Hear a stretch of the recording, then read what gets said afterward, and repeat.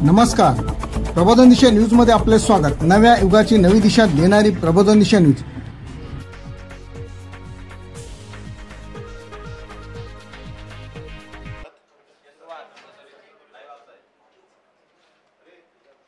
लोकसभेची निवडणूक टप्प्याटप्प्याने पुढे सरकते। उद्या महाराष्ट्रातला दुसरा टप्पा होतोय। पूर्वी लहानपणी असं आपण सगळ्यांनीच ऐकलं असाल की भूताची भीती वाटल्यानंतर, रामाचा जप केल्यानंतर भूत पडायचे असं म्हणायचे। खरं खोटं मला कल्पना नाही। भाजपची अवस्था विचित्र झाली। भाजपला पराभव समोर दिसायला लागल्यानंतर ते आता राम राम राम राम म्हणायला लागलेले आहेत। हा नेहमीचाच त्यांचा उद्योग आहे। सुरुवातीच्या काळामध्ये ठीक होतं, पण 10 वर्ष देशाची सत्ता, मला आजही आठवते की 2014 साली जेव्हा आम्ही युतीमध्ये होतो आणि युतीतला एक सहकारी पक्ष म्हणून तत्कालीन राष्ट्रपती महोदय प्रणव मुखर्जी यांच्याकडे आम्ही गेलो होतो, तो क्षण माझ्या डोळ्यासमोर आहे। स्वतः राष्ट्रपती सुद्धा नाही म्हटलं तरी आश्चर्यचकित होते।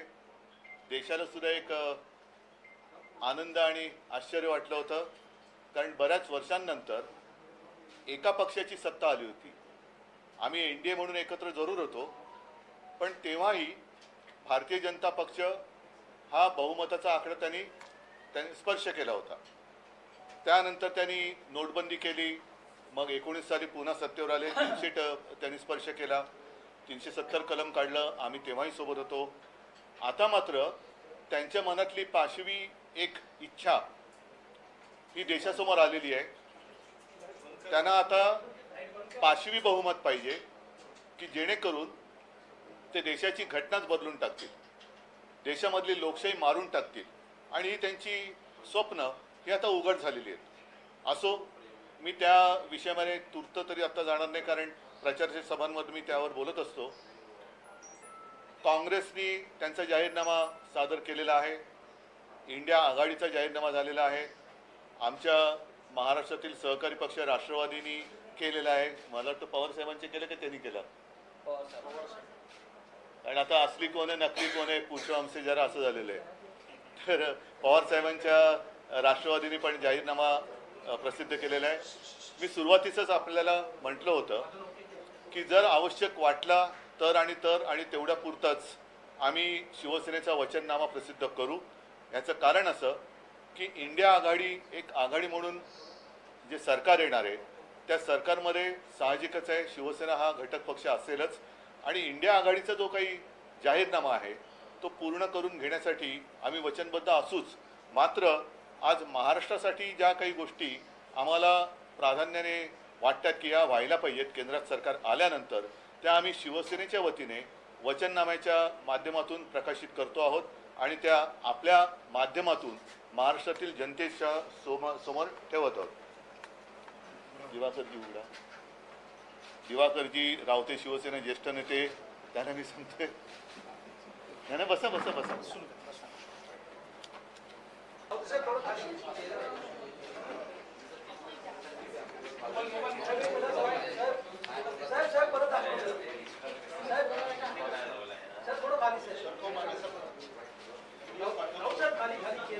अरे थांबा रे, आता आम्हाला बोलू द्या जरा।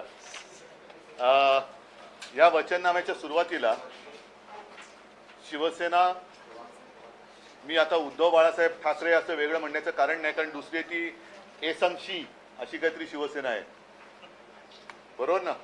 एक आहे ती एसंशी अशी शिवसेना। त्या एसंशी सेनेबद्दल मी बोलत नाही, मिंदे सेनेबद्दल बोलत नाही। एसंशी सेना जर शिल्लक असेल तर त्यांचा जाहीरनामा ते देतील, पण मी शिवसेनेच्या वतीने एक जनतेला विनंती केली की आपले आशीर्वाद असू द्या, आणि आशीर्वाद कशासाठी असू द्या त्याच्याबद्दल आम्ही एक थोडक्यामध्ये त्याचं विवेचन केलेलं आहे।